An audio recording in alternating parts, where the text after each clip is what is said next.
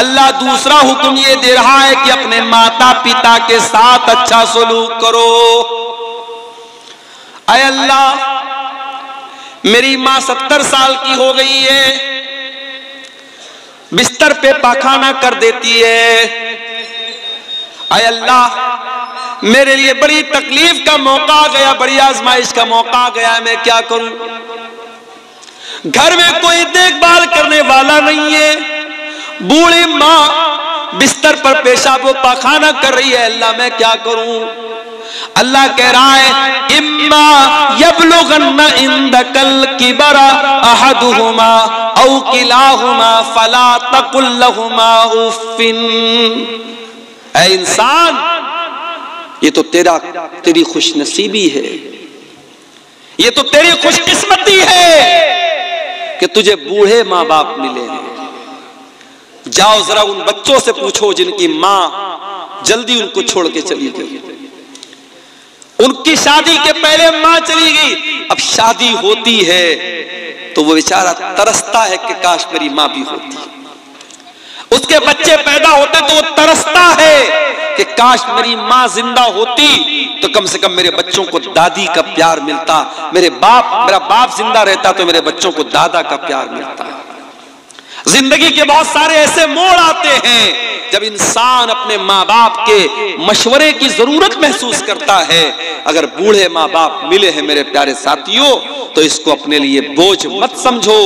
कुरान कहता है, इम्मा यबलुगन्ना इंदकल किबर अहदुहुमा औ किलाहुमा, अगर तुम्हारे माँ बाप में से कोई एक तुमको बुढ़ापे में मिल जाए या दोनों बुढ़ापे में मिल जाए, पहले एक का जिक्र किया बाद में दोनों का किया।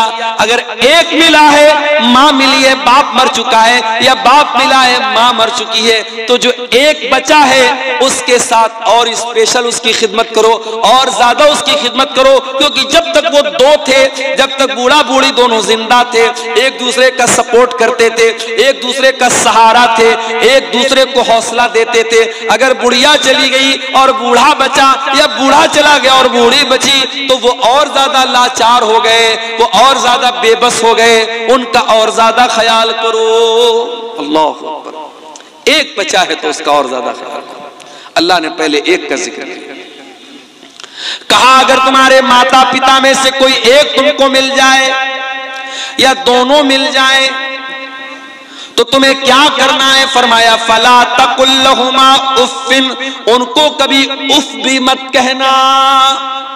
उफ का मतलब समझते हो? जैसे हमारे यहाँ बोलते हैं, हमारे यहाँ अपनी आम जबान में हम जब किसी को हकारत की नजर से क्या बोलते हैं, ऐसा बोलते हैं। अपने माँ बाप को हट भी नहीं कहना है, हूं भी नहीं कहना है, उप भी नहीं कहना है। यानी सबसे हल्की तकलीफ पहुंचाने का तरीका क्या है? किसी को हट कह दिया जाए, किसी को हूं कह दिया जाए, माँ बाप को हूं भी ना कहा जाए। अच्छा एक बात बताओ, तजर्बे की बात बता रहा हूं आपको। कभी कभी जब माँ बाप बूढ़े हो जाते हैं ना तो उनकी कुछ बातें बड़ी बच्चों वाली हो जाती है। जैसे बच्चे हर बात के लिए जिद करते हैं, बूढ़े माँ बाप भी जिद करने लगते हैं। अब मान लीजिए कि आपकी बीवी ने रोटी बनाई है और उसकी बूढ़ी सास ने कहा कि मैं रोटी नहीं खाऊंगी, चावल क्यों नहीं बनाया, मुझे चावल चाहिए, मुझे चावल चाहिए। तो आपको लगता है यार मेरी बूढ़ी माँ क्यों जिद कर रही है, रोटी क्यों नहीं खा रही। अगर बूढ़ी माँ ने कह दिया कि चावल चाहिए तो ये समझ करके चावल बना दो कि मेरी बूढ़ी माँ की जिद है। क्योंकि एक वक्त था जब तू 3 साल का था और जब तू जिद करता था अपनी माँ से, अपने बाप से, तो तेरे माँ बाप हर हाल में तेरी जिद पूरी करते थे। मेरे प्यारे साथियों, अपने बच्चों से इस कदर मोहब्बत करते हैं कि बच्चों की जरा सी तकलीफ हम बर्दाश्त नहीं कर सकते। तो जब वही हमारे माँ बाप जब बूढ़े हो गए तो हम अपना बचपन याद करें कि जब हम छोटे थे हमारे माँ बाप ने हम पर मोहब्बत लुटाई थी। आज वो बूढ़े हो गए हैं और अल्लाह ताला कुरान में कहता है जिसको हम उम्र दराज बना देते हैं, बूढ़ा बना देते हैं, वमन नुअम्मिरहु नुनक्किसु फिल खल्क, उसे उल्टा कर देते हैं। बचपन की जिद और बचपन की शरारत और बचपन का लड़कपन बुढ़ापे में लौट जाता है। तो बूढ़े माँ बाप की बहुत सारी जिद को नजरअंदाज कर दिया करो मेरे भाई। कुल हुवल्लाहु अहद अल्लाहुस समद लम यलिद वलम यूलद वलम यकुल लहू कुफुवन अहद। चंद आयतों में अल्लाह ताला ने पूरी तौहीद का खुलासा बयान कर दिया। कुल हुवल्लाहु अहद, नबी आप ऐलान कर दीजिए, बता दीजिए, कह दीजिए कि अल्लाह एक है, अल्लाह एक है, अल्लाह अकेला है। सारी कायनात को, सारी दुनिया को अकेला वो चला रहा है। कोई उसका साजी नहीं है, कोई उसका शरीक नहीं है, कोई उसका पार्टनर नहीं है। कुल हुवल्लाहु अहद, अल्लाह एक है। अल्लाहुस समद, और वो अल्लाह बेनियाज है, समद है, सबको उसकी जरूरत है, उसको किसी की जरूरत नहीं है। सब उसके मोहताज है, वो किसी का मोहताज नहीं है। दुनिया में जितने झूठे माबूद हैं, जितने माबूदाने बातिला हैं, या जिनको इंसानों ने माबूद बनाया है, आप देखें वो खाना भी खाते हैं, वो पानी भी पीते हैं, वो पेशाब और पाखाना की भी उनको जरूरत पेश आती है।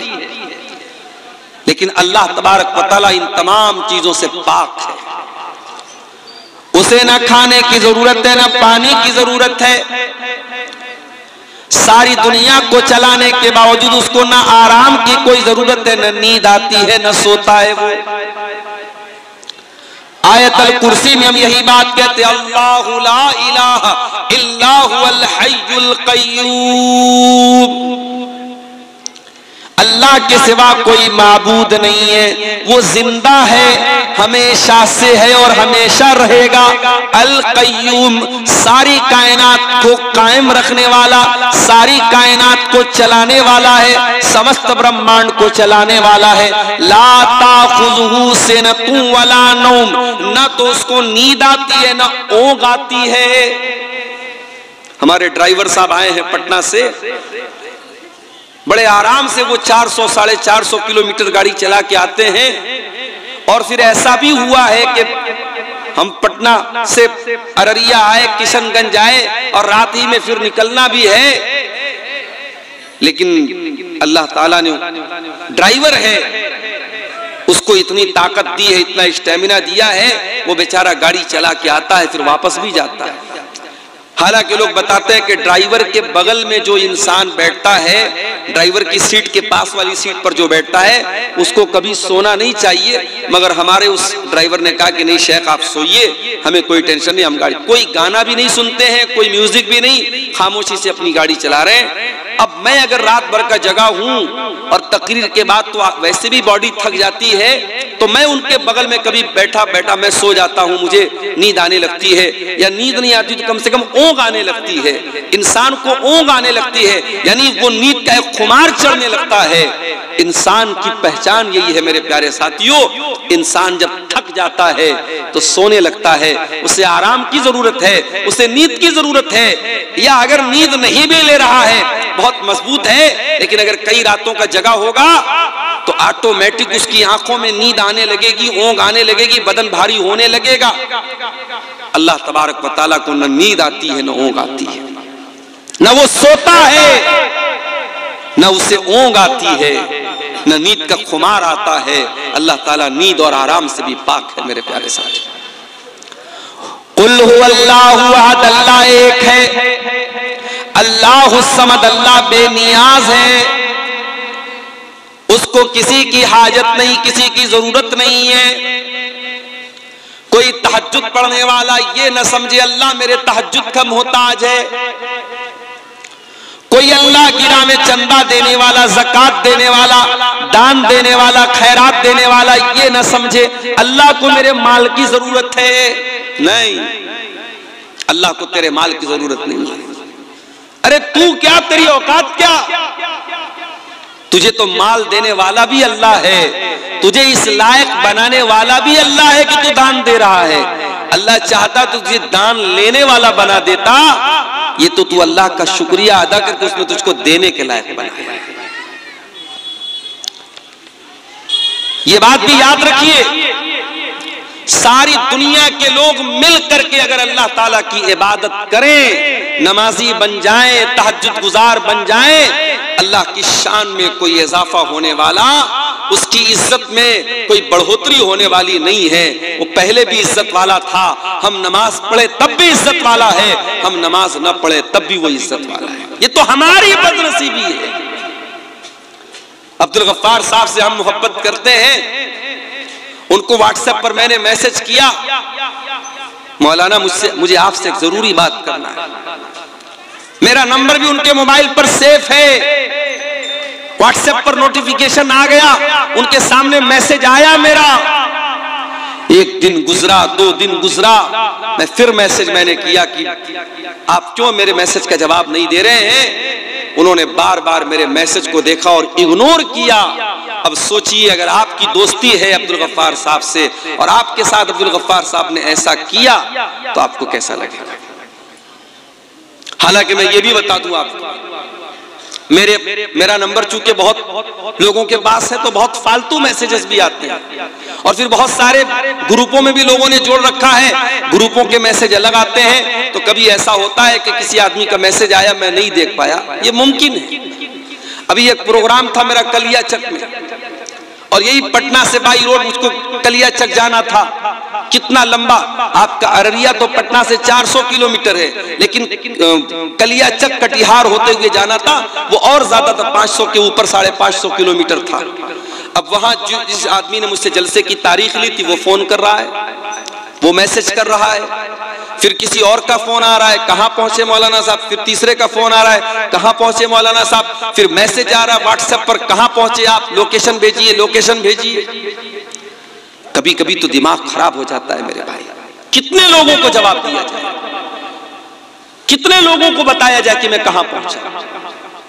कलियाचक में प्रोग्राम था और एक नौजवान ने मुझे मैसेज किया कि मुझे अपना लाइव लोकेशन भेजिए। मैंने समझा होगा कोई जलसा कमेटी का आदमी, मैंने भेज दिया। बाद में पता चला कि उसने सारे लोगों को मैसेज दिखाया। उसने कहा कि देखिए अब्दुल गफ्फार साहब तो अभी कटिहार में हैं और रात के 11 बजने 10 साढ़े 10 बजा था। उसने कहा कि कटिहार से उनको कलियाचक आने में अभी 3-4 घंटा लगेगा, मौलाना नहीं आ पाएंगे, जलसा खत्म हो जाएगा, आधी से ज्यादा पब्लिक चली गई। एक गलत मैसेज और एक गलत पैगाम देने की वजह से आधी से ज्यादा पब्लिक उस प्रोग्राम की चली गई। ऐसा भी होता है मेरे भाई। हम ये नहीं सोचते हैं कि मुकर्रिर अगर आ रहा है तो जाहिर है कि वो ये तो जानबूझ करके देर तो नहीं करेगा। मैं पटना से, आप यकीन करें, जब भी आपके इलाके में आता हूं, हमारा ड्राइवर माशाल्लाह इतना अलर्ट ड्राइवर है, रास्ते में कभी चाय पीना या गुटखा खाना या कोई नशा भी वो नहीं करता, ना मैं कहीं रुकता हूं चाय पीने के लिए। कभी ऐसा भी हुआ है कि मैं पटना से भूखा प्यासा चला हूं और जलसे में पहुंचा हूं तो वहां फौरन ये कहा गया कि नहीं मौलाना आप स्टेज पर आइए, मुझे खाना तक नसीब नहीं हुआ है, भूखा प्यासा, डायरेक्ट आने के बाद मुझे बैठना पड़ा है कुर्सी के ऊपर। तो मुकर्रिर आपके लिए जान देने की बात कर रहा है, आपके लिए कुर्बानी देने की बात कर रहा है, और आप फौरन निशाना उसके ऊपर तैयार कर लेते हैं मेरे भाई। अभी कटिहार में एक जगह प्रोग्राम था मेरा, मैं नहीं पहुंच पाया, मदरसे से इजाजत नहीं मिली, छुट्टी नहीं मिली, और फिर उसी कटिहार के इलाके में दूसरी जगह प्रोग्राम मेरा रखा गया जो छुट्टी के दिन रखा गया। तो मेरे पास फोन आ रहा है कि मौलाना साहब हमारे गांव में आप नहीं आए थे, फला जगह आप आएंगे तो हमारे नौजवान आपसे बदतमीजी करेंगे और आपसे बदला ले लेंगे और ये करेंगे। मेरे प्यारे साथियों, ये क्या अफसोस का मकाम नहीं है? क्या ये इज्जत है आपकी नजर में उलमा की? ये आप जिन मुकर्रिरीन से के साथ आप सेल्फी लेते हैं, जिन मुकर्रिरीन के साथ आप जो है मोहब्बत का दावा करते हैं, जरा सा 19-20 हो जाए तो आप उनको मारने की धमकी देंगे, उनको जलील करने की बात करेंगे। वल्लाह मुझे बहुत तकलीफ होती है। मैं कभी कभी सोच में पड़ जाता हूं कि हमारे अंदर उलमा की मोहब्बत का जो हम दावा करते हैं वो वाकई में है या फिर हम सिर्फ दावा ही दावा करते हैं। मेरे प्यारे साथी, हमें और आपको हमेशा, चाहे वो मुकर्रिरीन का मामला हो, चाहे वो जलसा कमेटी का मामला हो, भाई किसी के साथ कभी भी कोई इमरजेंसी हो सकती है। मैं जब भी पटना से आपके अररिया में, किशनगंज में, कटिहार में आया हूं, यकीन करें हर बार रास्ते में कोई ना कोई एक्सीडेंट मुझे नजर आया है। कोई ट्रक जाकर के किसी कार को मार रही है, किसी ट्रक ने किसी बाइक को मार दिया है। आज भी हम लोग आए तो रास्ते में दो जगह एक्सीडेंट मिला था। अल्लाह ना करे, अल्लाह मेरी हिफाजत करे, सारे उलमा की हिफाजत करे। ये एक्सीडेंट हमारे साथ भी हो सकता है मेरे भाई। जब आप प्रेशर बनाएंगे, ड्राइवर पूरी स्पीड में गाड़ी चलाएगा, रात का टाइम है, कोहरे का टाइम है, कुछ हादसा भी हो सकता है। हमें और आपको ये मजबूरियां नजर नहीं आती, हमें जबान हिलाने में देर नहीं लगती। हम उलमा को लालची तक कह देते हैं, उनके कैरेक्टर तक पर सवाल उठा देते हैं और उनको बुरा भला तक कह देते हैं। और अगर आलिम किसी वजह से ना आए तो हम जलसा कमेटी को दोषी करार देते हैं कि आप लोगों ने झूठ मूठ नाम दे दिया, उनको नहीं बुलाया, आपने उनसे बात नहीं की। मेरे प्यारे साथियों, कभी भी किसी के साथ इमरजेंसी हो सकती है, हमें और आपको ये बात याद रखनी चाहिए। तो इंसान है, हम एक दूसरे के मोहताज हैं। अल्लाह किसी का मोहताज नहीं, अल्लाह एक है, अल्लाह समद, अल्लाह बेनियाज है, उसको किसी की हाजत नहीं है, उसको किसी की जरूरत नहीं है। वो न थकता है न आराम करता है, वो सारी कायनात को चला रहा है, उसे न नींद आती है न ऊँघ आती है। लम यलिद वलम यूलद, उसने न किसी को जन्म दिया है, न उसका कोई बेटा है। वलम यूलद, और न वो किसी का बेटा है, न उसका कोई बेटा है, न उसका कोई बाप है। उसने न किसी को जन्म दिया है, न उसको किसी ने जन्म दिया है। ये है हमारा अकीदा। क्रिसमस मनाने वालों का क्या अकीदा है? एक एक्टर है, कॉमेडियन है, हंसी मजाक करने वाला, जो टीवी पर आता है, फिल्मों में आता है, उसका नाम है सुनील ग्रोवर। अभी उसका एक वीडियो मैंने देखा, वो क्रिश्चियन है। उसने कहा साहब जीसस, लोग पूछते हैं जीसस कौन है, ईसा कौन है? कहता है आओ मैं बताता हूं, जीसस गॉड है, गॉड के बेटे हैं, गॉड है। ये सुनील ग्रोवर का अकीदा नहीं है, ये सारे ईसाइयों का अकीदा है। वो ईसा अलैहिस्सलाम को अल्लाह के बराबर मानते हैं, अल्लाह का बेटा मानते हैं। और वो ये अकीदा रखते हैं कि 25 दिसंबर को ईसा अलैहिस्सलाम पैदा हुए हैं, अल्लाह का बेटा पैदा हुआ है, नऊजुबिल्लाह। ये उनका अकीदा है। और हम बड़े मानवतावादी और बड़े सेकुलर, हम जाकर के कहते भाई तू अल्लाह के बेटे की पैदाइश की खुशी मना रहा है, मैरी क्रिसमस, मैरी क्रिसमस, मुबारक हो तेरा ये त्योहार, हम उससे मुबारकबाद दे रहे हैं। याद रखो मेरे प्यारे साथियों, क्रिसमस की मुबारकबाद देना गोया अल्लाह ताला को गाली देना है, गोया ये इकरार करना है कि हाँ तू अल्लाह के बेटे की पैदाइश की खुशी मना रहा है, मैं तुझको मुबारकबाद दे रहा हूं। और ये इतना बड़ा गुनाह है, इतना बड़ा गुनाह है कि कुरान के अंदर अल्लाह ताला सूरह मरियम के अंदर कहता है वक़ालू इत्तख़ज़र रहमान वलदा लक़द जीतुम शैअन इद्दा तकादु समावातु यतफ़त्तरन मिन्हु व तनशक़्क़ुल अर्दु व तख़िर्रुल जिबालु हद्दा अन दअू लिर्रहमानि वलदा। ये लोग कहते हैं कि रहमान ने बेटा बना दिया, ये कहते हैं अल्लाह का बेटा है। तुमने बहुत गंदी बात अपनी मुंह से निकाली। ये इतनी खतरनाक बात है कि आसमान फट पड़े, जमीन फट जाए और पहाड़ गिर जाए, उतनी खतरनाक बात नहीं है जितनी खतरनाक बात यह है कि तुम ये बात कहते हो कि रहमान ने बेटा बना लिया, अल्लाह ने बेटा बना लिया। तो 25 दिसंबर की तारीख आ रही है, हमें और आपको मेरे प्यारे साथियों, मैं अभी व्हाट्सएप पर एक ऐसे ग्रुप में जिसमें मौलवी लोग हैं, आलिम लोग हैं, दीनदार लोग हैं, उस ग्रुप में मैंने एक मैसेज देखा। एक साहब कह रहे थे माशाअल्लाह मेरी बेटी ने स्कूल में बड़ी अच्छी पेंटिंग बनाई है। और उन साहब की बेटी ने जो पेंटिंग बनाई थी, पेंटिंग में सेंटा क्लॉज की फोटो बनी थी, जो क्रिसमस के मौके पर आके बच्चों को मिठाई बांटते हैं, टॉफी बांटते हैं, उनकी फोटो बनी थी। और नीचे लिखा हुआ था मैरी क्रिसमस। ये मुसलमान की लड़की जो स्कूल में पढ़ रही है, उसने ये पेंटिंग बनाई है। और उसका नमाजी बाप और उसका दीनदार बाप उस पेंटिंग को व्हाट्सएप पर डाल रहा है और दुनिया को बता रहा है कि मेरी बेटी ने बहुत अच्छी पेंटिंग बनाई है।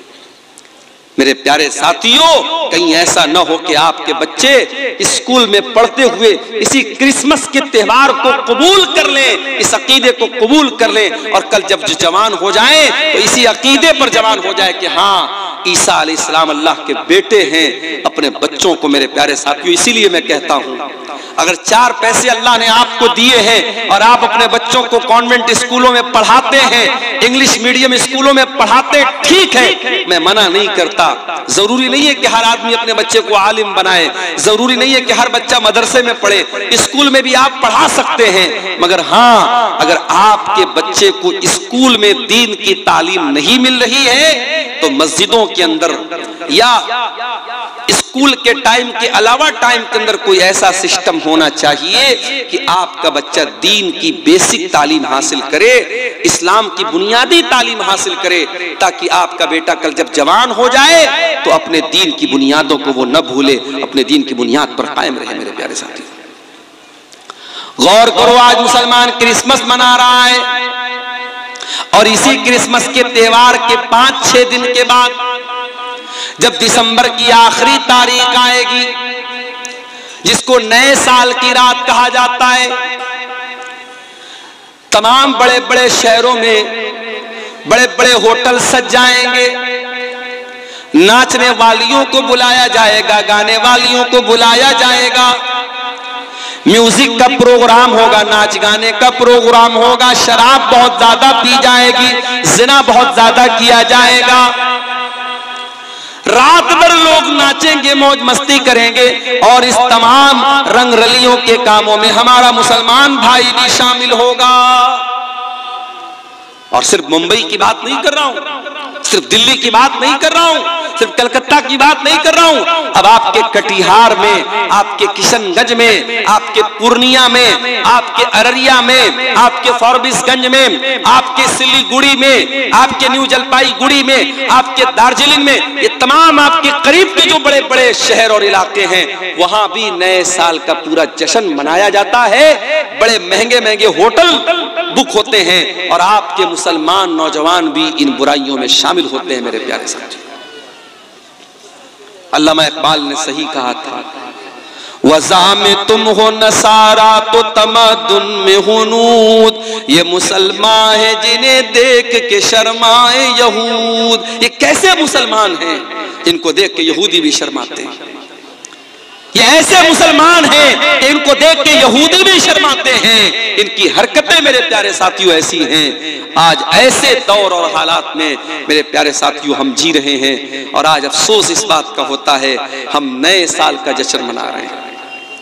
2024 खत्म हो रहा है, 2025 आ रहा है, हम नए साल का जश्न मना रहे हैं। फेसबुक पर हम लिखते हैं हैप्पी न्यू ईयर, व्हाट्सएप पर स्टेटस लगाते हैं हैप्पी न्यू ईयर। अरे मेरे भाई, ये हैप्पी न्यू ईयर मनाने का टाइम नहीं है। अगर कुछ करना है तो 31 दिसंबर की रात में ये सोचो कि ऐ अल्लाह, मेरी जिंदगी का 1 साल और गुजर गया, 1 साल और गुजर गया, 365 दिन का 1 साल, अंग्रेजी कैलेंडर का 1 साल और गुजर गया।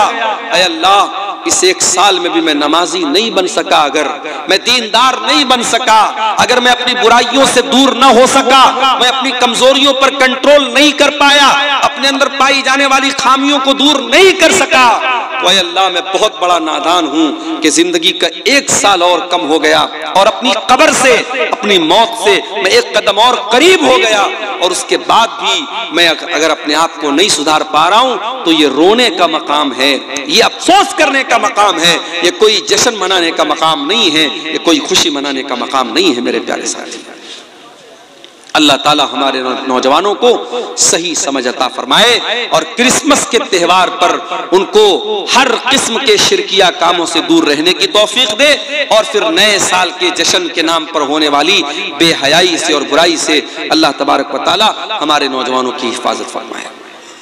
मेरे भाइयों, खुतबे मसनूना के बाद मैंने आपके सामने कुरान मजीद के 15वें पारे की कुछ आयतें पढ़ी थी, और आज की तकरीर में 15वें पारे की उन्हीं आयतों को कुछ आपके सामने समझाना है और उसी मौजू पर आपके सामने बात रखनी है। कुरान करीम के 15वें पारे में सूरह बनी इसराइल की आयत नंबर 22 से लेकर के 39 तक, आयत नंबर 22 से लेकर के 39 तक अल्लाह ताला ने 18 आयतों में 15 बातें बयान की हैं। और आप जानते हैं मेरी आदत नहीं है किस्से कहानी सुनाने की, आप जानते हैं मेरी आदत नहीं है फजूल बातें करने की। मैं चाहता हूं कि ये 15 बातें जो अल्लाह ताला की नसीहत है, उन 15 बातों को हम समझ लें। इंशाअल्लाह अगर इन 15 बातों को हमने समझ लिया तो फिर दुनिया और आखिरत की कामयाबी हमें हासिल हो जाएगी और हम बहुत सारी बुराइयों से बच जाएंगे। अगर हम सिर्फ इन 15 बातों पर अमल कर लें, अल्लाह ताला इन 15 बातों पर हम सबको अमल करने की तौफीक अता फरमाए। कुरान का 15वां पारा सूरह बनी इसराइल आयत नंबर 22 से लेकर के 39 तक एक एक आयत में पढ़ता चला जाऊंगा और उसका मतलब बयान करके आगे बढ़ता चला जाऊंगा।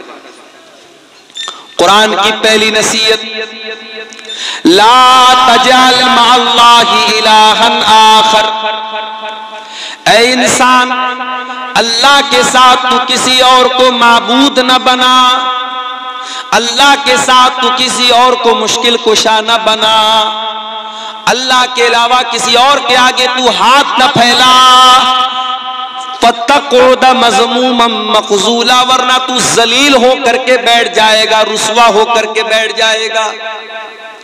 अगर तूने शिर्क कर दिया तो तेरी दुनिया भी बर्बाद हो जाएगी, तेरी आखिरत भी बर्बाद हो जाएगी। दुनिया में हो सकता है तू शादी के बाद कई साल तक औलाद की नेमत से महरूम था, बार बार तू अल्लाह से दुआएं कर रहा था और अल्लाह तेरी दुआ कबूल नहीं कर रहा था। तू मायूस हो गया और तूने जा करके किसी कब्र के पास, किसी मजार के पास, किसी पत्थर के बुत के पास, किसी पेड़ के पास जा करके हाथ जोड़ दिया और उससे जा करके तूने औलाद मांग ली। अब जाहिर औलाद तो देने वाला अल्लाह ही है, मगर आपको जब कब्र के पास जाने के बाद औलाद मिलेगी तब आपका ईमान बर्बाद हो जाएगा और आपको ये लगेगा कि बाबा की ताकत से मुझे औलाद मिली है, इनके पास मैं आया था तब मुझे औलाद मिली है। अल्लाह तबारक व तआला तेरे ईमान को आजमाने के लिए जब तू किसी शिर्क के अड्डे पर जाएगा और वहां तेरी दिल की मुराद पूरी हो जाएगी तो तुझको ऐसा लगेगा कि यहां आने से मेरी मुराद पूरी हुई है। हालांकि अल्लाह ताला तेरे ईमान को आजमा रहा है कि तू तौहीद पर कायम रहता है या शिर्क के ऊपर चला जाता है। मेरे प्यारे साथियों, आज कितने मुसलमान हैं जो तौहीद के रास्ते से हट करके शिर्क के रास्ते के ऊपर चल रहे हैं। मुझे याद है 2009 में, आज से तकरीबन 15 साल पहले, मैं नागपुर एक मदरसे में पढ़ा रहा था। नागपुर के एक मदरसे में पढ़ाने के लिए, महाराष्ट्र के अंदर एक जगह है नागपुर, वहां पढ़ाने के लिए मैं गया था। तकरीबन 2 महीना वहां मैंने पढ़ाया था। उस 2 महीने के पीरियड में मैंने सुना वहां पे नागपुर में कि कोई एक बाबा है जिनका नाम है गंदा बाबा। बाबा का नाम क्या है? गंदा बाबा। और जिंदा इंसान था वो, और वो बहुत बड़े कीचड़ के बीच में रहता था, गंदगी के बीच में रहता था, और मर्द और औरतें उसके पास जाते थे और उसके सामने जाकर के अपनी मुसीबतें रखते थे, अपनी हाजतें रखते थे। और वो गंदा बाबा वो गंदगी, वो कीचड़ और वो नापाकी उठा करके जिस औरत को मार देता था, जिस मर्द को मार देता था, वो ये अकीदा रखता था कि बाबा ने मेरी मुराद सुन ली, अब मेरी मुराद पूरी हो जाएगी। और ये काम करने वाला कौन था? मुसलमान था। बाबा के बारे में तो नहीं पता कि वो मुसलमान था कि नहीं था, मगर बाबा के पास जाने वालों में अक्सर लोग कौन थे? मुसलमान थे। मेरे भाई, ये मुसलमान का हाल है। जितने शिर्क के अड्डे वहां पर मुसलमान आपको खड़ा हुआ मिल जाएगा। कितनी मुसलमान औरतें आपको कब्रों पर सजदा करते हुए मिल जाएंगी।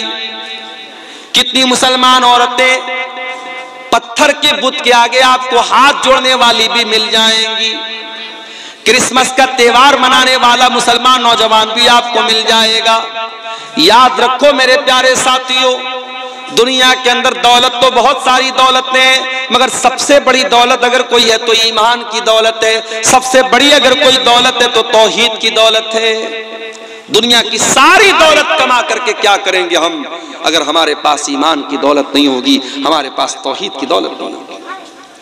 कल कयामत का दिन होगा, अल्लाह ताला पूछेगा, ऐ खैरूगंज के रहने वाले मुसलमान, तू बड़ा गरीब इंसान था, तू झोपड़ी में रहता था, तू महीने का 5-6 हजार रुपया महीना कमाता था, बड़ी मुश्किल से तेरी दाल रोटी चलती थी, तू मेरे पास क्या लेकर के आया है? वो खैरूगंज का एक कमजोर सा गरीब सा मुसलमान अल्लाह की बारगाह में कहेगा, अल्लाह मैं कुछ नहीं लेके आया हूं, मेरे पास धन नहीं है, दौलत नहीं है, खजाना नहीं है, बिल्डिंग नहीं है, मैं करोड़ों का मालिक नहीं हूं, लेकिन अल्लाह मैं तौहीद लेकर के आया हूं। तेरी तौहीद से कभी समझौता न किया, तेरे दर को छोड़ के किसी और के दर के आगे सर न झुकाया। अय अल्लाह मांगा तो तुझसे मांगा, अय अल्लाह दुआ की तो तुझसे की, अय अल्लाह भरोसा किया तो तेरे ऊपर किया। अय अल्लाह मैं तौहीद लेकर के आया हूं, मैं ईमान लेकर के आया हूं।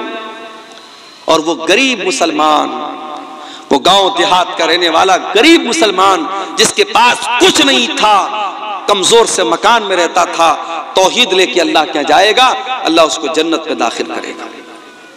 और वहीं वो आदमी जो मुंबई के और दिल्ली के और कलकत्ता के बड़े करोड़ों और अरबों के महल में रहता था, वो इंसान अल्लाह के पास आएगा और कहेगा, अय अल्लाह बहुत पैसे वाला हूं, बहुत दौलत है मेरे पास, बहुत बड़ा बंगला है मेरा। अल्लाह पूछेगा, तेरे पास ईमान है क्या? तेरे पास तौहीद है क्या? तू क्या एक अल्लाह को मानता था? क्या तू एक अल्लाह पर ईमान रखता था? वो कहेगा, नहीं है अल्लाह, मैं तो मुसलमान भी अपने आप को कहता था, मेरे नाम के आगे खान भी लगता था, लोग बड़े फक्र से भाईजान करते थे, और गणेश जी का त्योहार आता था तो मैं गणेश जी की भी पूजा करता था, मैं दिवाली भी मनाता था, मैं होली भी मनाता था, अय अल्लाह मैं नमाज भी पढ़ता था और बुत के आगे भी सजदा करता था, मैं सेकुलर मुसलमान था, मैं तौहीद का मतलब नहीं जानता था, मैं तो इंसानियत के नाम पे सबको सही कहता था। वो इंसान जो दुनिया में सबको सही कहता है और अल्लाह के आगे भी सर झुकाता है और पत्थर के बुत की भी इबादत करता है, याद रखो मेरे प्यारे साथियों, अल्लाह कुरान में कहता है, इन्नल्लज़ीना कफरू व मातू व हुम कुफ्फारुन फलन युक़बल मिन अहदिहिम मिल्उल अर्ज़ि ज़हबा। जो लोग ईमान के बगैर दुनिया से चले गए, कुफ्र की हालत में मर गए, तौहीद के बगैर मर गए, अल्लाह कह रहा है कि कल कयामत के दिन अगर वो जमीन भर के सोना भी अगर लेके आ जाए, फलन युक़बल मिन अहदिहिम, तो उनका जमीन भर के सोना भी अल्लाह कबूल नहीं करेगा। सब कुछ है तेरे पास, अगर तौहीद नहीं है अल्लाह ताला तेरा जमीन भर के सोना भी कबूल नहीं करेगा। हजरत आयशा अल्लाह के नबी से सवाल करती है, अय अल्लाह के नबी, अब्दुल्ला बिन जुदान बड़ा नेक आदमी था, बड़ा गरीबों की मदद करता था, दान करता था, खैरात करता था, गरीबों की यतीमों की मदद करता था। अय अल्लाह के नबी, क्या अब्दुल्ला बिन जुदान जन्नत में जाएगा? क्या उसकी नेकियां उसके काम आएंगी? अल्लाह के नबी ने फरमाया कि नहीं है आयशा, अब्दुल्ला बिन जुदान को उसकी नेकियां काम नहीं देंगी। क्यों? क्योंकि वो अल्लाह की तौहीद पर ईमान नहीं रखता था। अय आयशा, उसने कभी ये न कहा था, रब्बिग़फिरली खतीयती यौमद्दीन, अय अल्लाह तू कयामत के दिन मेरी खताओं को माफ कर देना। ना वो अल्लाह के ऊपर ईमान रखता था, ना कयामत के ऊपर ईमान रखता था। तौहीद की हिफाजत करो मेरे भाई। मैं आज अफसोस के साथ ये बात कहना चाहता हूं कि अब हमारी शेरशाहबादी बरादरी में, हमारे अहले हदीसों में भी अब बहुत सारे ऐसे काम होने लगे हैं जो तौहीद के खिलाफ है। मैं देखता हूं, इसी फील्ड में रहता हूं, जब प्रोग्रामों में आता हूं मैं देखता हूं अब अहले हदीसों के घरों में भी बच्चों के गले में काले काले धागे और तावीज नजर आने लगे हैं। जिन घरों में औरतें जाहिल हैं, जिन घरों में औरतों को तौहीद के बारे में नहीं मालूम, उन घरों में बच्चों को तावीज भी पहनाया जा रहा है, उनको नजर का टीका भी लगाया जा रहा है, उनके हाथों में गंडा भी बांधा जा रहा है। मेरे प्यारे साथियों, कभी ये मत सोचना कि हम अहले हदीस हैं, हमारा अकीदा तो पत्थर की लकीर है, हमारा अकीदा कभी खराब नहीं हो सकता। अगर आपने अपने बच्चों और अपनी फैमिली के अकीदे पर ध्यान न दिया तो याद रखो मेरे प्यारे साथियों, हमारे और आपके घर में भी शिर्क आ सकता है। अगर इब्राहीम अलैहिस्सलाम जैसा पैगंबर अल्लाह से दुआ करता है कि ऐ अल्लाह मेरी औलाद को तो शिर्क से बचाना, ऐ अल्लाह वजुनुबनी व बनिया नाबुदल असनाम, मुझे और मेरी औलाद को बुत परस्ती से बचाना, शिर्क से बचाना। अगर इब्राहीम जैसे पैगंबर को ये डर है तो हमें और आपको अपने बच्चों के बारे में ज्यादा डरना चाहिए और हमें अपने बच्चों की और अपनी तौहीद की फिक्र करना चाहिए। अल्लाह ने पहली नसीहत की, ला तजअल मा अल्लाहि इलाहन आखर, अल्लाह के साथ किसी को शरीक मत करना। दूसरी नसीहत, वक़ज़ा रब्बुका अल्ला ताबुदू इल्ला इय्याह, तुम्हारे रब का ये हुक्म है कि इबादत करो तो उसी की करो, तौहीद पर कायम रहो। पहला भी हुक्म तौहीद का, दूसरा भी हुक्म तौहीद का। फिर तीसरा हुक्म दिया, व बिल वालिदैन इहसाना, और तीसरा हुक्म यह है कि अपने वालिदैन के साथ, अपने माता पिता के साथ तुम अच्छा सलूक करते रहना। जिस माँ ने 9 महीने तुमको पेट में रखा है, जिस बाप ने उंगली पकड़ के चलना सिखाया है, जिस माँ ने अपने खूने जिगर को दूध की शक्ल में तुझको पिलाया है, जिस बाप ने तेरे आराम की खातिर अपने आराम को कुर्बान किया है, उस माँ के साथ, उस बाप के साथ हमेशा अच्छा सलूक करना, उनको तकलीफ न देना।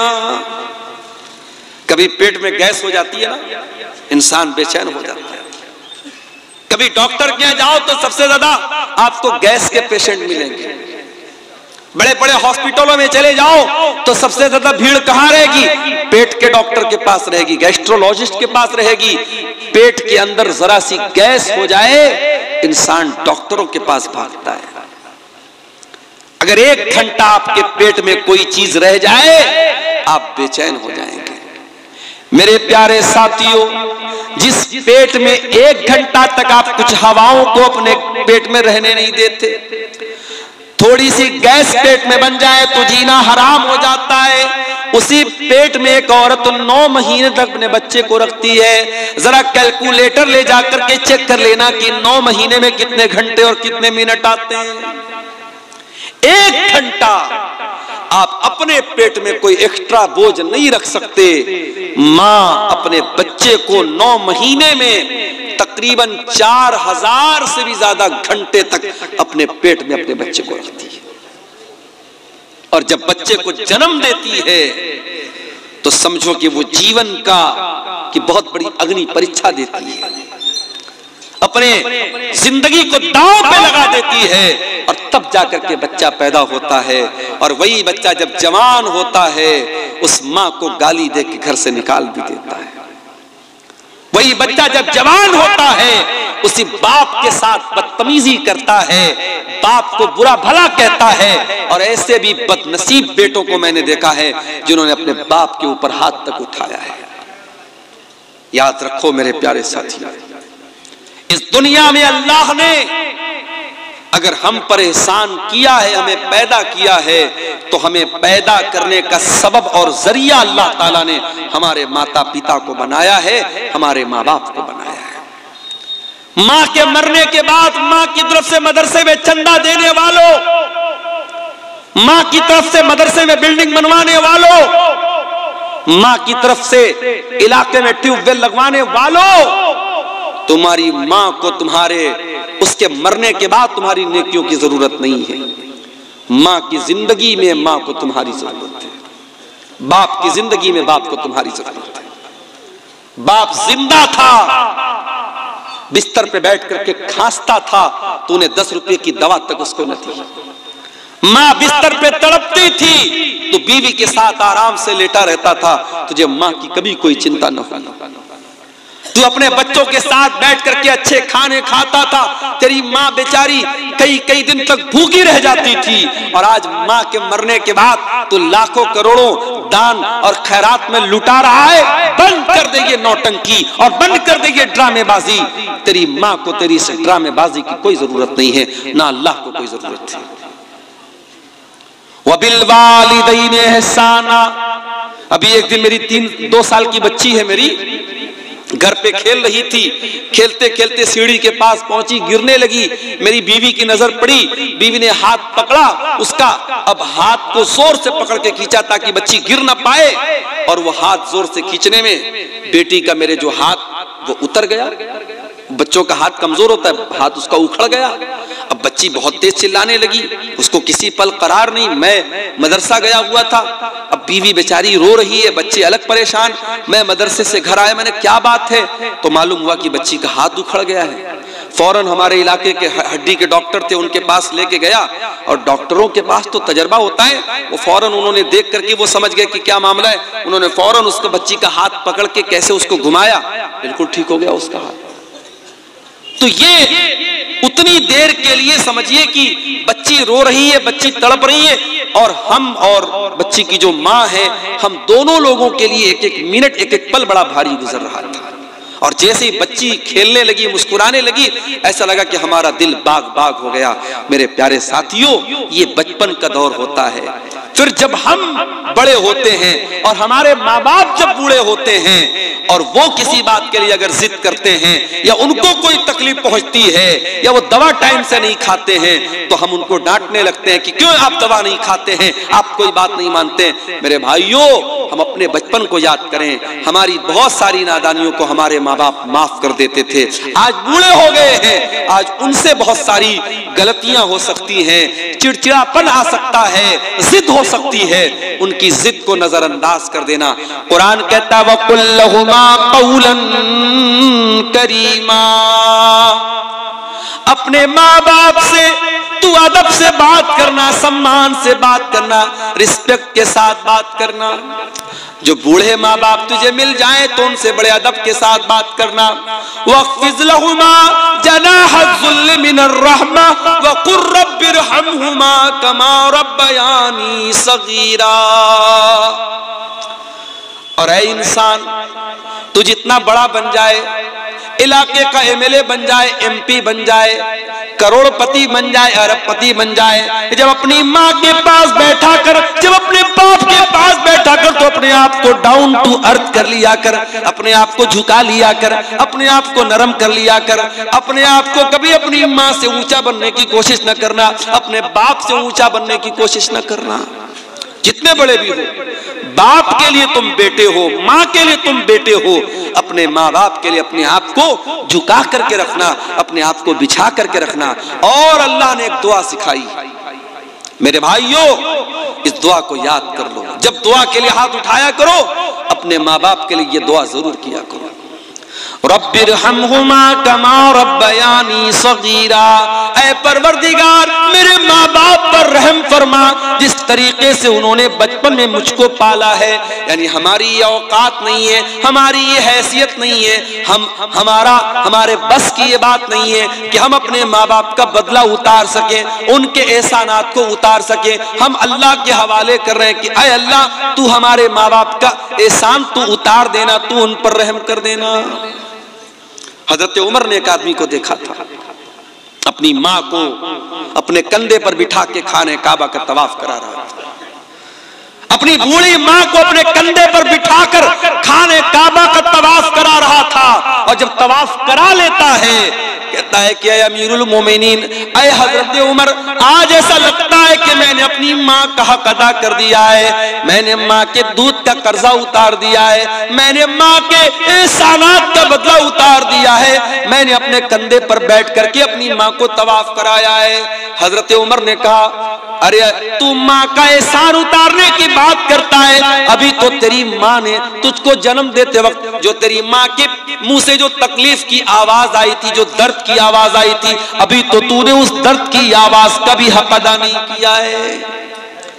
माँ ने जन्म देते वक्त जो तकलीफ उठाई थी, अभी तो तूने उस आवाज का भी हक अदा नहीं किया है। अपने माँ बाप का कर्जा हम कभी नहीं उतार सकते मेरे भाई। इसलिए अल्लाह कह रहा है कि माँ बाप के साथ भलाई करो, उनको कोई तकलीफ मत पहुंचाओ और उनके लिए दुआ करो।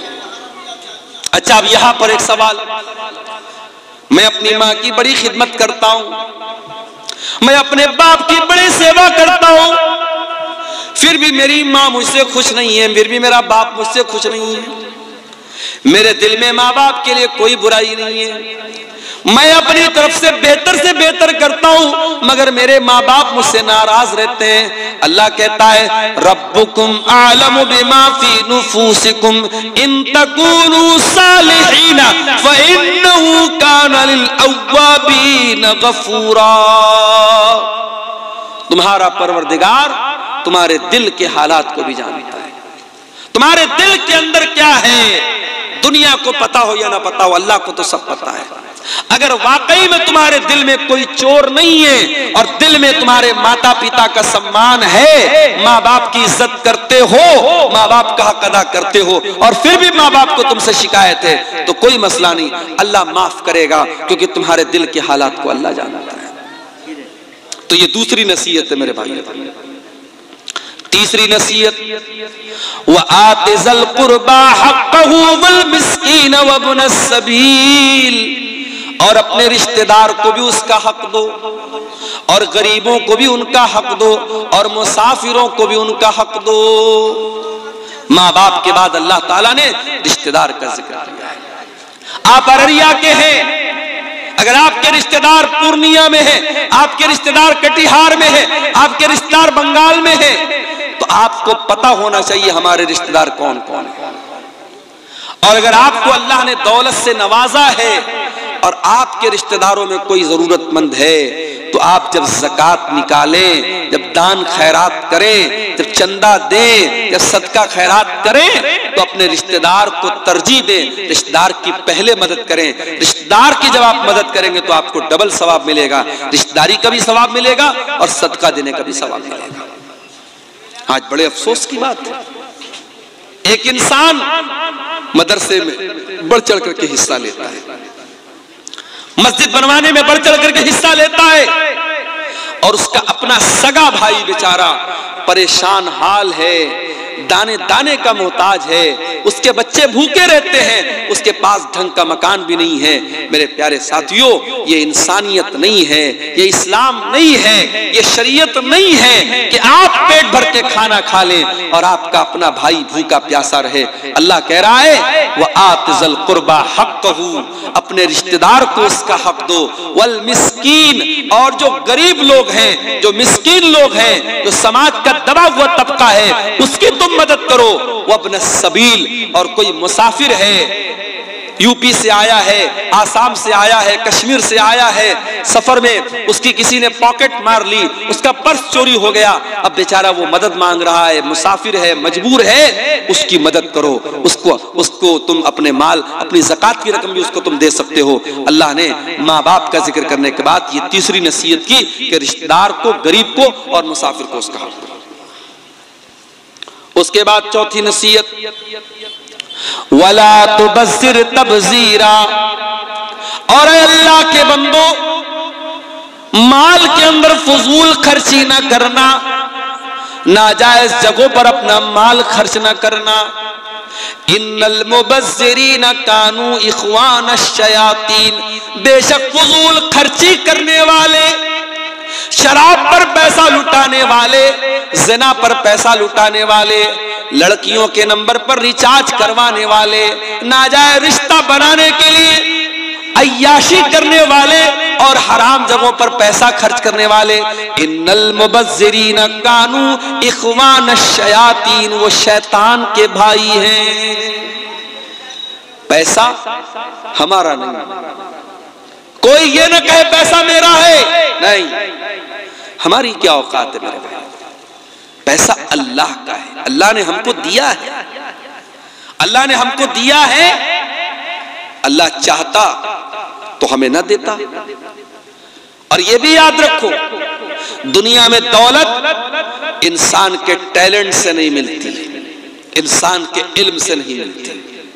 बड़े बड़े आलिम हैं, बड़े पढ़े लिखे लोग हैं, बड़े बड़े डिग्री वाले लोग हैं, वो तरस रहे हैं, बड़ी मुश्किल से अपना घर चला रहे हैं, और जाहिल और अंगूठा छाप लोग करोड़ों कमा रहे हैं इसी दुनिया में, इसी इलाके में। आप देख लीजिए, पटना के अंदर मैंने देखा ऐसे ऐसे लोग ओला बाइक चला रहे हैं जो इंजीनियरिंग पढ़े हुए हैं और बड़ी आला तालीम हासिल किए हुए हैं, और क्या कर रहे हैं, वो बाइक चला रहे हैं किराए पर, मुसाफिरों को बिठा बिठा के। यानी जो काम ऑटो का होता है, रिक्शा का होता है, वो बाइक का वहां काम हो रहा है, ओला बाइक चला रहे हैं।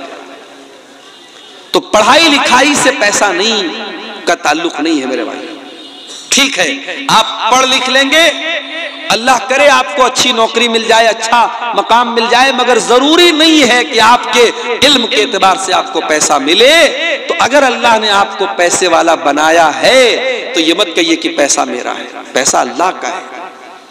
और जब पैसा अल्लाह ने आपको दिया है तो ये पैसा कहां खर्च करना है और ये पैसा कहां से आया है, दोनों का हिसाब अल्लाह को देना पड़ेगा।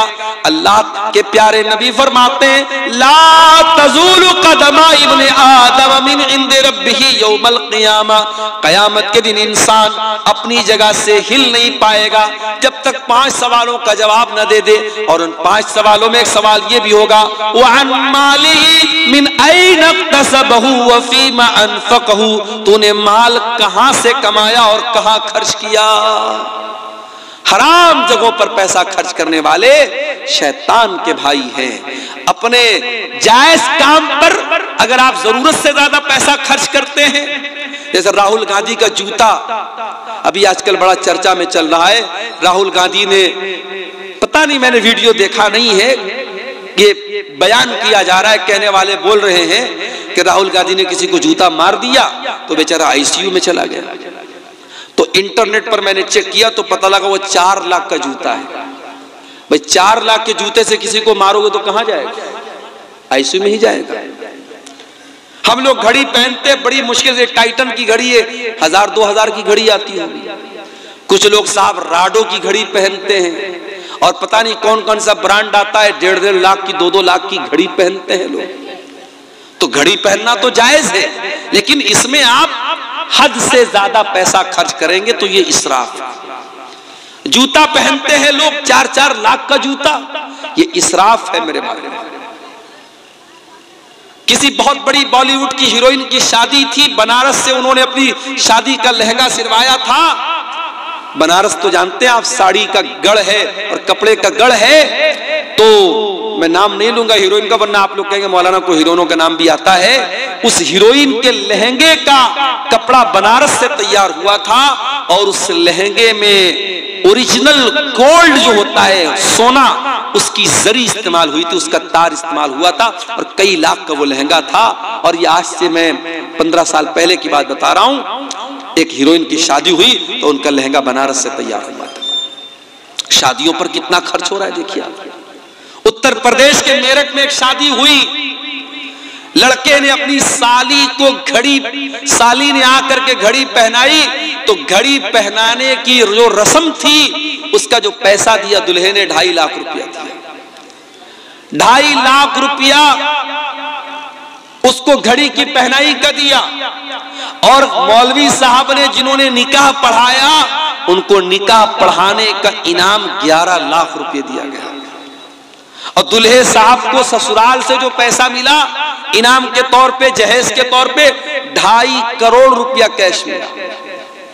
ये न्यूज बाकायदा आई थी। उत्तर प्रदेश के सिद्धार्थ नगर में शादी हुई, मुसलमान की बात बता रहा हूं, किसी गैर मुस्लिम की बात नहीं बता रहा हूं। मुसलमान की शादी हुई, वो बारातियों पर नोट लुटा रहा था।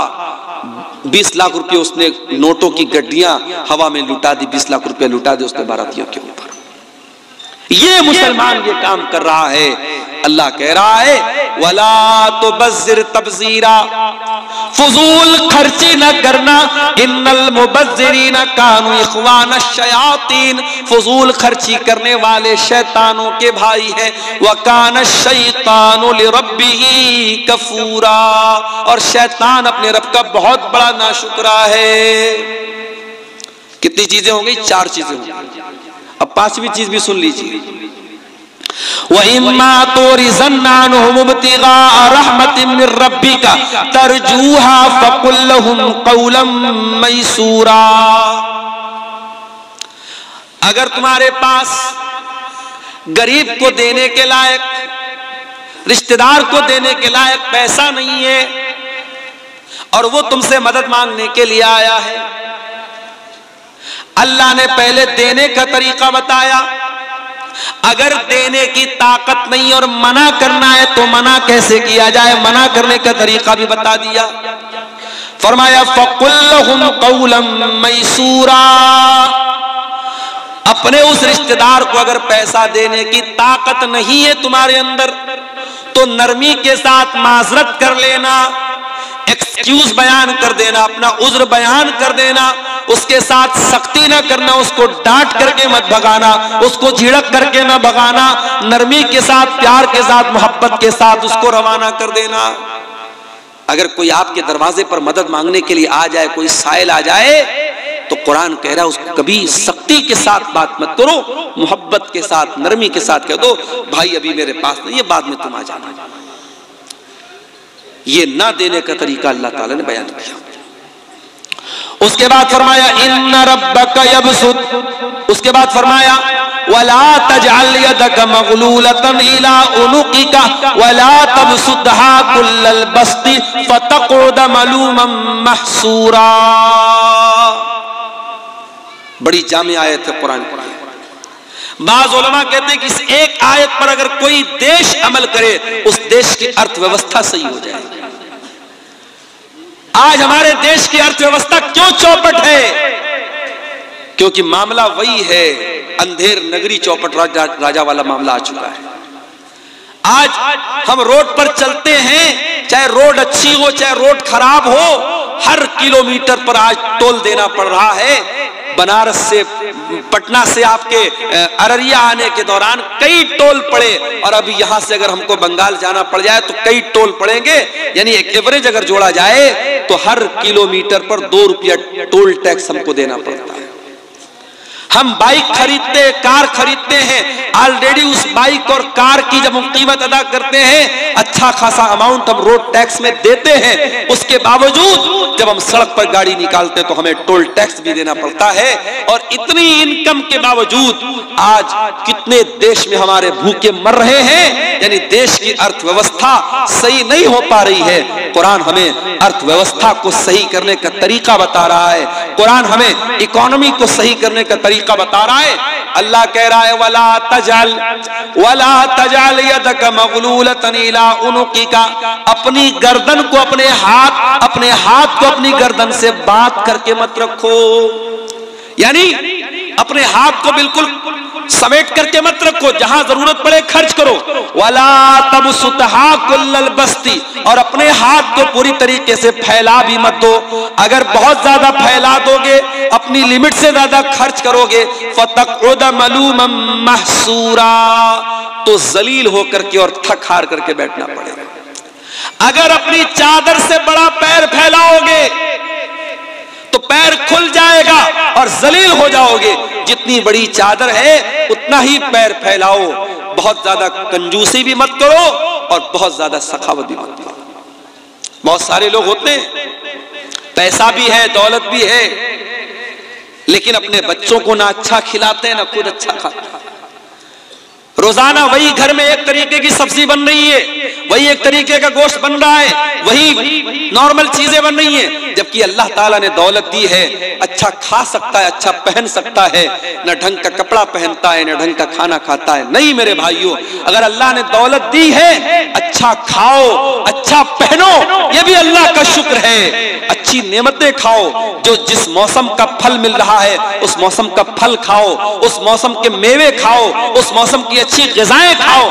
अपने जिस्म पर खर्च नहीं किया तो क्या किया, अपने बच्चों पर खर्च नहीं किया तो क्या किया। मस्जिदें बनवा दी, मदरसे बनवा दिए, कब्रिस्तान में चंदा दे दिया, जमाने के लिए बहुत कुछ कर दिया, अगर अपने ऊपर और अपने बच्चों के ऊपर खर्च नहीं किया तो जिंदगी का कोई मतलब नहीं है। मेरे प्यारे साथियों, अल्लाह कह रहा है न तो अपने हाथों को गर्दन से बांध करके रखो, न पूरी तरीके से फैला करके रखो। यानी बखीली भी नहीं करना है, कंजूसी भी नहीं करना है, और हद से ज्यादा सखावत भी नहीं करना है। जहां खर्च करने की जरूरत पड़े वहां खर्च करो, और जहां कंट्रोल करने की जरूरत पड़े वहां कंट्रोल करो, ना बखीली करो ना सखावत करो। उसके बाद फरमाया इन्ना रब्बका यबसुतुर रिज़्क़ लिमन यशाउ व यक़दिर व काना अल्लाहु बिइबादिही खबीरन बसीरा।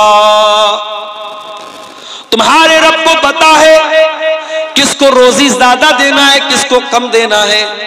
अल्लाह अपने बंदों को ज्यादा बेहतर तरीके से जानता है। किसी इंसान को रोजी कम मिली वो शिकवा न करे, किसी को ज्यादा मिली वो गुरूर न करे। रोजी अल्लाह बांटता है, रोजी की तकसीम अल्लाह ताला करता है। अल्लाह को पता है किसको कितना देना है। दौलत तो कारून को भी मिली थी, रोजी तो कारून को भी मिली थी, और इतनी दौलत मिली थी कि कारून के खजानों की चाबियां बड़े बड़े पहलवान उठाते थे और बड़ी मुश्किल से उठाते थे। मगर कारून बड़ा निकम्मा आदमी निकला, अपनी दौलत पर नाश करने लगा, गुरूर करने लगा, तकब्बुर करने लगा, अहंकार करने लगा। उसकी दौलत भी गई, उसका खजाना भी गया, ईमान से भी हाथ धो बैठा, दुनिया भी चली गई, आखिरत भी चली गई। तो दौलत के ऊपर कभी गुरूर मत करना।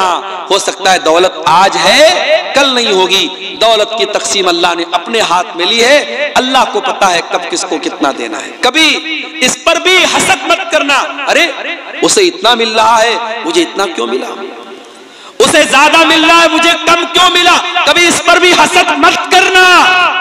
अपने आप को बेहतर बनाने की कोशिश करो, अच्छा से अच्छा काम करो, मगर दूसरे की रोजी रोटी देख करके हसद मत करो, क्योंकि रोजी देने वाला अल्लाह है। अगर हसद करते हो इसका मतलब कि तुम्हें अल्लाह के फैसले पर, अल्लाह का फैसला तुम्हें मंजूर नहीं है, तुम अल्लाह के फैसले पर एतराज करते हो। उसके बाद फरमाया वला तक़्तुलू औलादकुम खशियता इमलाक, और अपनी औलाद को तुम पेट के डर से कत्ल मत करो। इस डर से अपनी औलाद को कत्ल न करो कि कल वो मेरे साथ खाएगी कैसे। औलाद पैदा तो तुम करते हो मगर खिलाने वाले तुम नहीं हो। हमारे एक दोस्त हैं बंबई के अंदर, शेख सरफराज फैजी, उनकी 2 बीवियां हैं, 2 शादी की उन्होंने। हमारे यहाँ तो एक शादी के बाद अगर कोई दूसरी शादी का नाम भी ले ले तो पाप हो जाता है, गुनाह हो जाता है। साउथ में एक जगह एक मौलाना साहब ने दूसरी शादी पर तकरीर कर दी, मस्जिद में औरतें भी आई हुई थी। औरतों ने तकरीर के बीच में से कहा कि इस मौलाना को पहले भगाओ यहाँ से, वरना हम इसकी तकरीर नहीं होने देंगे। मौलाना साहब को बीच में से हटा दिया गया। क्यों? क्योंकि मौलाना ने दूसरी शादी के सपोर्ट में तकरीर कर दी। ये साउथ इंडिया के अंदर एक इलाके में ऐसा मामला, दूसरी शादी करना पाप बना दिया लोगों ने। जिना करने वाले जिना कर रहे हैं, एक्स्ट्रा मैरिटल अफेयर करने वाले एक्स्ट्रा मैरिटल अफेयर कर रहे हैं। शादीशुदा औरत किसी से नाजायज ताल्लुक बना रही है, शादीशुदा मर्द किसी से नाजायज ताल्लुक बना रहा है। समाज को उसकी चिंता नहीं है, समाज को इसकी चिंता है। अरे तो 2 शादी कर दी, बड़ा अय्याश आदमी है, बड़ा गड़बड़ आदमी है। समाज तो समाज उस इंसान की पहली बीवी की नजर में ये बहुत बड़ा पाप है। अगरचे वो आदमी पहली बीवी का सारा हक अदा करता हो, उसके हक में कोई कमी ना करता हो, फिर भी पहली बीवी इस बात के लिए बिल्कुल तैयार नहीं है कि शौहर दूसरी शादी करे। अभी मुंबई में हमारे एक साथी हैं, दोस्त हैं, उन्होंने 2 शादियां की। पहली बीवी से उनको 7 बच्चे थे और दूसरी बीवी से भी उनको 1 बच्ची पैदा हुई है। अभी उन्होंने फेसबुक पर लिखा था कि अल्लाह के फजलो करम से 4 बेटे और 4 बेटियां। मौलवी है साहब, मौलवी है, पढ़ाते हैं, तकरीर करते हैं। हमारे यहाँ बच्चों को जब मौलवी बनाने की बात आती है तो लोग कहते हैं कहां से खाएगा, कहां से खाएगा। और यहाँ मौलवी के 8-8 बच्चे हैं और मौलवी इस बात की चिंता नहीं करता है कि कहां से खाएगा। याद रखो मेरे भाइयों, अपनी औलाद को हम नहीं खिलाते हैं, औलाद को अल्लाह खिलाता है। कभी पेट के डर से औलाद को कत्ल मत करना। और मसला नोट कर लो, अगर आप फैमिली प्लानिंग करते हैं एक बच्चा पैदा हुआ, अभी आप बच्चा नहीं चाहते हैं, तो बच्चे की पैदाइश ना हो उसके लिए अगर आप कोई तरीका अपनाते हैं, जो तरीका हमारे आम तौर से चलता है, तो उसके बारे में तो इजाजत और गुंजाइश के रास्ते हैं। लेकिन अगर प्रेगनेंसी हो गई है और बच्चा मां के पेट में वजूद पा चुका है, अब उस बच्चे को अगर कोई खत्म कर देता है कि नहीं साहब मेरा ऑलरेडी एक बच्चा है, 2 बच्चा है, तीसरा बच्चा मैं कहां से इसको पालूंगा, कैसे पढ़ाऊंगा, कैसे लिखाऊंगा, और उस बच्चे को अगर कोई मां के पेट में कत्ल कर देता है, तो ये समझो वैसा ही गुनाह है जैसे बच्चे के पैदा होने के बाद कोई उसका गला दबाते हैं। बच्चे के पैदा होने के बाद कोई उसको मार डाले, उतना ही बड़ा गुनाह है मां के पेट में एबॉर्शन कर देना और मां के पेट में बच्चे को खत्म कर देना। अल्लाह के नबी से पूछा गया सबसे बड़ा गुनाह क्या है? आपने फरमाया अंत जअल लिल्लाहि निद्दन व हुवा खलक़क, सबसे बड़ा गुनाह यह है कि तुम अल्लाह के बराबर किसी को ठहराओ। फिर पूछा गया अल्लाह के नबी उसके बाद सबसे बड़ा गुनाह क्या है? आपने फरमाया अन तक़्तुल वलदक खशियता यतममक, दूसरा बड़ा गुनाह यह है कि अपनी औलाद को कत्ल कर दो इस डर से कि तुम्हारे साथ खाएगी। फिर पूछा गया अल्लाह के नबी उसके बाद सबसे बड़ा गुनाह क्या है? आपने फरमाया अन तुज़ानिया हलीलता जारिक, अपने पड़ोसी की बीवी के साथ तुम ज़िना करो। औलाद को कत्ल करना दूसरा बड़ा गुनाह है मेरे भाई, औलाद को कत्ल मत करो। और सुन लीजिए आज 1400 साल पहले लड़की पैदा होती थी और लोग उसको मार डालते थे। अरब के अंदर कुछ कबीले इतने जाहिल थे, बेटी पैदा होती थी उसको मार डालते थे। आज हम लोग इतने जाहिल तो नहीं है, पढ़े लिखे लोग हैं, मगर आज भी बेटी को मारते हैं। कभी मां के पेट में मार देते हैं, कभी पैदा होने के बाद हॉस्पिटल में छोड़ के चले जाते हैं, कभी जहेज के नाम पर बहू को जला देते हैं, कभी इस बेटी को हम इसकी तरबियत सही तरीके से नहीं करते और मुसलमान की बेटी किसी गैर के साथ फरार हो जाती है, गैर मुस्लिम के साथ जाके शादी करती है और अपनी दुनिया और आखिरत को बर्बाद कर लेती है। वला तक़्तुलू औलादकुम, अपनी औलाद को कत्ल मत करो मेरे प्यारे साथियों। याद रखो ये मदरसे इसीलिए चल रहे हैं कि आपके बच्चे दीन की तालीम हासिल करें। मैं उत्तर प्रदेश का रहने वाला हूं और मदरसों को लेकर के जो हालात सामने आ रहे हैं, मेरी पेशन गोई समझ लीजिए या मेरा तजर्बा समझ लीजिए, आने वाले दौर में मदरसों को चलाना बहुत मुश्किल हो जाएगा।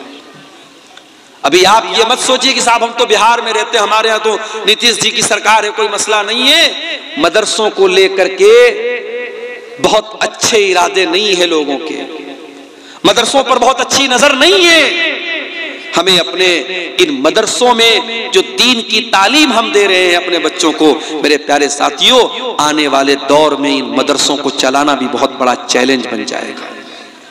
मैं सिर्फ यूपी की बात नहीं कर रहा हूं, पूरे ऑल ओवर इंडिया की बात कर रहा हूं। जो हमारे यहाँ जो कानून बन रहे हैं, जो सिस्टम आ रहे, परेशानियां खड़ी हो जाएंगी। इसलिए मैं कहता हूं अपने बच्चों को दीन कैसे सिखाया जाए इसकी फिक्र करो, इसकी चिंता करो।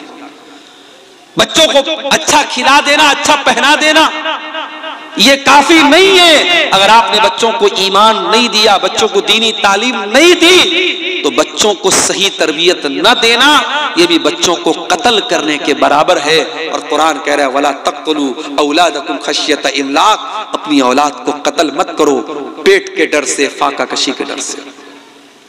नहनु नर्ज़ुकुहुम व इय्याकुम, तुम्हारी औलाद को भी रोजी देने वाले हम हैं, तुमको भी रोजी देने वाले हम हैं। इन्न क़त्लहुम कान ख़ितअन कबीरा, औलाद को कत्ल करना बहुत बड़ा गुनाह है। उसके बाद फरमाया वला तक़रबुज़्ज़िना, ज़िना के करीब भी न जाना। इन्नहु कान फ़ाहिशतन व साअ सबीला, ज़िना बहुत गंदा काम है और बहुत ही बुरा रास्ता है। अच्छा, ज़िना को रास्ता क्यों कहा गया? अभी मैं स्टेज पर आ रहा था, मैं दाहिनी तरफ से आया, मुझे यहाँ के एक जिम्मेदार ने कहा मौलाना आप गलत रास्ते पर आ गए, इधर बाएं साइड से स्टेज पर आना चाहिए था, रास्ता इधर से बना है। मैंने कहा भाई मुझको पता नहीं था, मैं तो चला आया इधर ही से। तो अगर आपको रास्ते की जानकारी न हो तो आप गलत रास्ते पे जा सकते हैं। हम लोग अररिया से जब आने लगे तो मैप के ऊपर 2 रास्ता बता रहा था। हमने यहाँ के जिम्मेदारों को फोन किया कि किधर से आना है। इन लोगों ने कहा नहीं, आप अररिया कोर्ट के पास से जो रास्ता किया उधर से आइए। रास्ता अगर गड़बड़ जरा सा हो जाए तो हम कहीं से कहीं निकल सकते हैं मेरे भाई। वला तक़रबुज़ ज़िना, अल्लाह कह रहा है कि ज़िना के करीब भी मत जाना। इन्नहू काना फ़ाहिशतन, ये बहुत गंदा काम है। वस्सा सबीला, और बहुत बुरा रास्ता है। अगर आज तुम किसी की बहू बेटी के साथ खेल रहे हो, किसी की लड़की के साथ खेल रहे हो, किसी की बेटी के साथ, किसी की बहन के साथ खेल रहे हो, कल तुम्हारी बहन के साथ भी कोई खेलेगा। तुम वैलेंटाइंस डे पर किसी को फूल दे रहे हो, जरा पता लगाओ कहीं तुम्हारी बहन को भी कोई फूल तो नहीं दे रहा है। मगर एक बात बताओ, ये सब चीजें उसको बुरी लगेगी जिसके अंदर गैरत हो। और जब गैरत मर जाए तो आप बड़े बड़े शहरों में जाके देख लीजिए, वहां किसी को कोई फर्क नहीं पड़ता। तू मेरी बहन को छेड़, मैं तेरी बहन को छेड़ूंगा। तू मेरी बहन को अपनी गर्लफ्रेंड बना, मैं तेरी बहन को अपनी गर्लफ्रेंड बनाऊंगा। वहां ये कल्चर है मेरे प्यारे साथियों। ये कल्चर वहां पैदा होता है जहां गैरत मर जाती है, और जिसके अंदर गैरत बाकी रहती है उसको बहुत बुरा लगता है। इसलिए मेरे प्यारे साथियों, अल्लाह ने कहा कि ज़िना बहुत बुरा रास्ता है। जिस रास्ते पे चल के तुम ज़िना कर रहे हो, उसी रास्ते पर चल के कोई तुम्हारे घर में भी आ सकता है और तुम्हारी इज्जत पर भी डाका डाल सकता है। और इसीलिए इस्लाम ने इतना टाइट कानून रखा है। इस्लाम ने क्यों इतना टाइट कानून रखा है कि लड़का लड़की अगर गैर महरम है, अकेले में न रहे, अकेले में न मिले लड़का लड़की गैर महरम है। तो ये जितने को एजुकेशन वाले स्कूल चल रहे, को एजुकेशन वाले कॉलेज चल रहे, लड़का लड़की साथ में पढ़ रहे, इस्लाम के हिसाब से बिल्कुल गलत है। अगर लड़का लड़की साथ में उठेंगे बैठेंगे तो जाहिर है दोस्ती होगी, ताल्लुकात होंगे, खराबियां पैदा होंगी। को एजुकेशन की इस्लाम में इजाजत बिल्कुल नहीं है। जब तक बच्चे छोटे हैं, क्लास 3 तक, क्लास 4 तक साथ में पढ़ लिए। जब बच्चे बड़े होने लगे, लड़कियां बड़ी होने लगे, उनका सेपरेट स्कूल होना चाहिए, उनकी सेपरेट क्लास होनी चाहिए। लड़के लड़कियां साथ में पढ़े, एक क्लास में पढ़े, चाहे वो मदरसे में हो चाहे वो स्कूल में हो। ये मुनासिब नहीं है। जैसे जैसे बच्चे बड़े होने लगते हैं, समझदार होने लगते हैं, बालिग होने लगते हैं, फिर मसाइल पैदा होते हैं। क्यों शरीयत ने कहा कि देवर भाभी के साथ हंसी मजाक ना करें, देवर भाभी के बीच में पर्दा होना चाहिए? क्यों कहा? क्यों कहा अल्लाह के नबी ने ला यखलुवन्ना रजुलुन बिइम्रातिन इल्ला वसालिसुहुमा शैतान? जब कोई मर्द किसी औरत के साथ अकेले में होता है तो तीसरा शैतान होता है। मेरे प्यारे साथियों, ये तालीमात और ये शिक्षाएं इस्लाम ने इसीलिए दी हैं ताकि ज़िना तक पहुंचाने वाले सारे रास्तों को बंद कर दिया जाए। वला तक़रबुज़ ज़िना, ज़िना के करीब भी मत जाना। उसके बाद फरमाया वला तक़्तुलुन नफ्सल्लती हर्रमल्लाहु इल्ला बिल हक़्क़ि, और किसी निर्दोष की हत्या मत करना, किसी बेकसूर को कत्ल मत करना। हाँ, जिसको कत्ल करने की अल्लाह ने इजाजत दी है। अल्लाह ने 3 लोगों को कत्ल करने की इजाजत दी। 3 लोगों को कत्ल किया जा सकता है इस्लामी हुकूमत के अंदर। नंबर 1 अस्सय्यिबुज़्ज़ानी, शादीशुदा अगर कोई मर्द है या औरत है ज़िना कर लेता है और इस्लामी हुकूमत है, इस्लामी अदालत है और ज़िना साबित हो गया है, पत्थरों से मार मार के खत्म कर दिया जाएगा, कत्ल कर दिया जाएगा। नंबर 2, अगर कोई किसी को कत्ल कर दे तो कातिल को कत्ल के बदले में कत्ल कर दिया जाएगा, क़िसास ले लिया जाएगा। ये दूसरा कत्ल है जो इस्लाम में जायज़ है। और तीसरा कत्ल, इस्लामी हुकूमत के अंदर अगर कोई मुसलमान है और वो मुर्तद हो जाए, इस्लाम को छोड़ दे, इस्लाम का इनकार कर दे, मुर्तद हो जाए और ये साबित हो जाए कि इस्लामी हुकूमत के अंदर ये था और पहले से मुसलमान था। पहले से अगर गैर मुस्लिम था कोई मसला नहीं, पहले से मुसलमान था और मुसलमान होकर के मुर्तद हो गया, इस्लाम में उसकी सजा सजाए मौत है। ये 3 कत्ल इस्लाम में इजाजत है। इस्लाम में किसी निर्दोष की हत्या की इजाजत नहीं है। उसके बाद फरमाया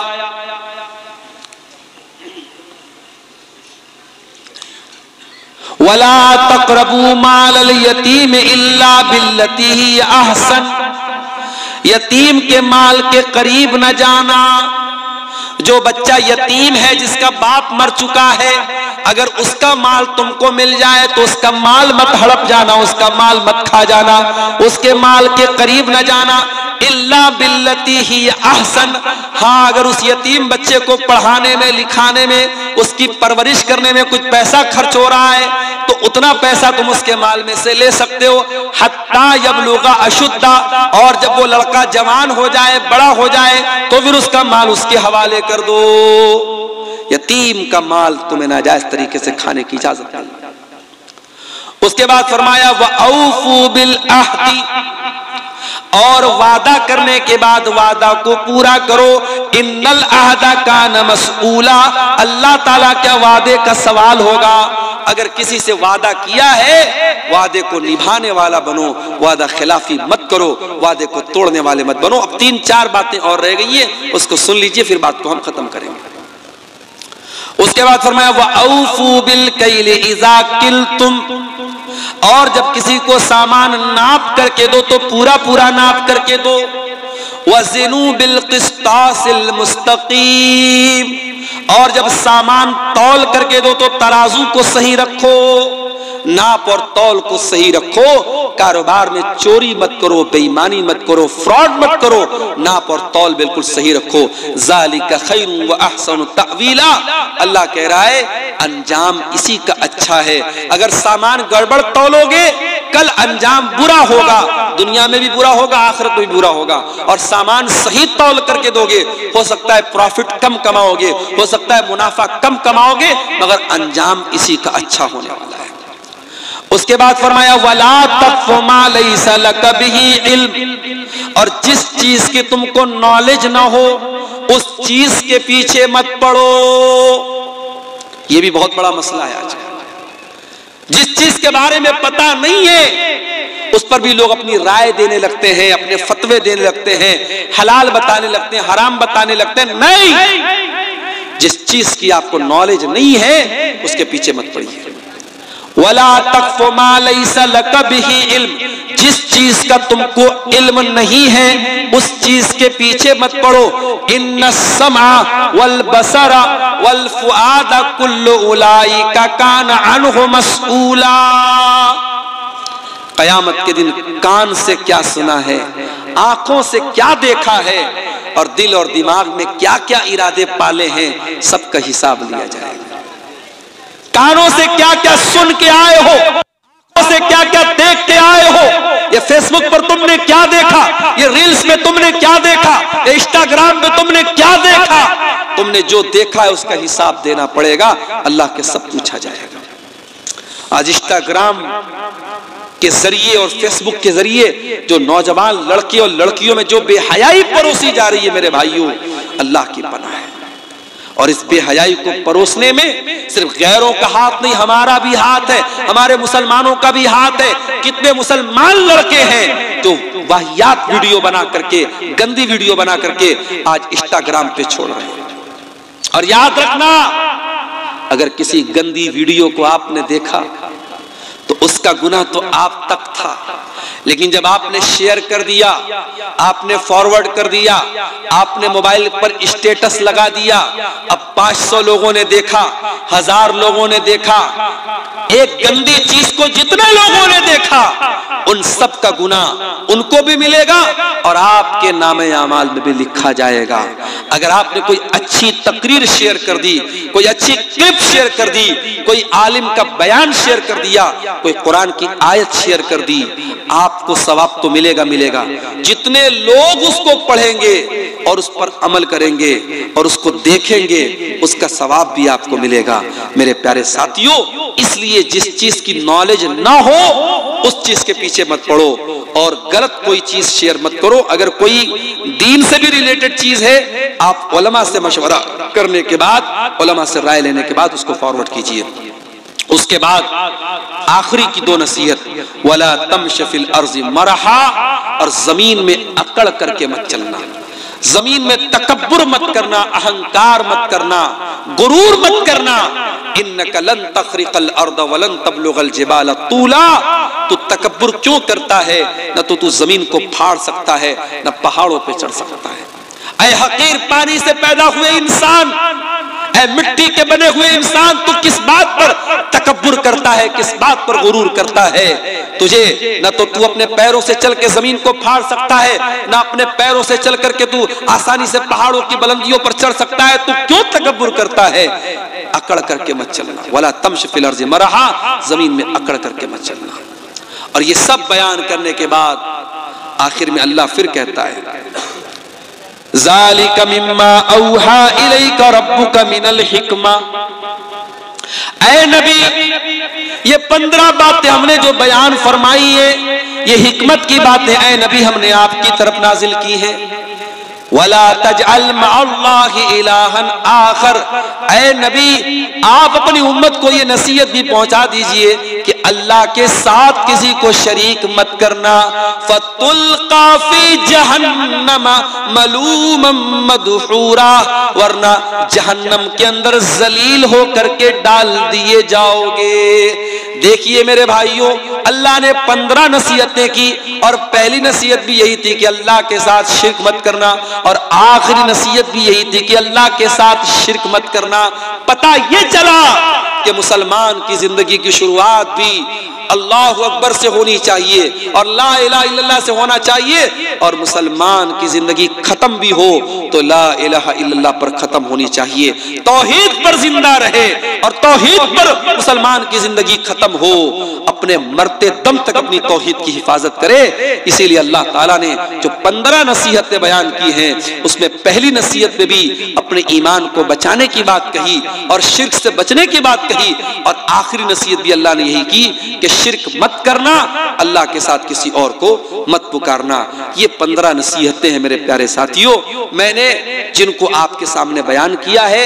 आप घर जाइए और ठंडे दिल और दिमाग से जब आपको मौका मिले, कुरान का 15वां पारा खोल करके ये 15 नसीहतें आप उठा करके इसको पढ़िए और इन 15 नसीहतों पर अमल करने की कोशिश कीजिए। आइए हम अल्लाह रब्बुल आलमीन से दुआ करें, अल्लाह ताला इन 15 बातों पर हम सबको अमल करने की तौफीक अता फरमाए। रब्बुल आलमीन हर किस्म के शिर्क व बिदअत से हमारी हिफाजत फरमाए।